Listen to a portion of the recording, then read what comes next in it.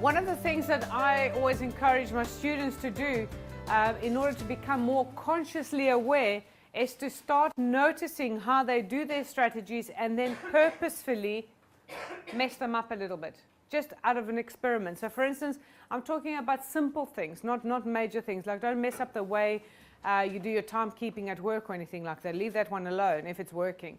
But for instance, if you're going into the shower and you normally start with your left hand, just go, okay, no, I'm going to start with the right hand, or I'm going to start with my toes. And just notice how you feel. Do you feel comfortable, uncomfortable?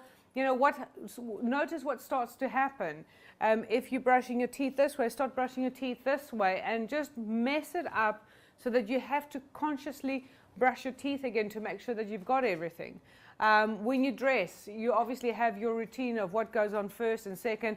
So go with something radical. Start with socks, or you know, whatever it is that you're doing. So you totally, you know, you become consciously aware of what you're doing, because it just feels wrong. It feels odd. You know, not wrong as in like, oh, don't do it. It just feels, this is not the way I do things, okay? So this will start making you see and notice what you do, because we are, after all, like what we said on day one, creatures of habit. Everything we do is programmed, and we do the same thing all the time. When you start to notice how programmed you are already, you will then start to question about how do you do unresourceful states? How do you create your bad brain juice kind of stuff? Make sense? So it's just for you to play around with, because it will start to make you notice when things are not right and things are right. The minute you become kinesthetically aware of not feeling comfortable, when you are not feeling comfortable for different reasons, you will pick it up straight away. You'll become more in tune with that. And remember, what do you do when you feel uncomfortable? What are the 3 questions you ask yourself?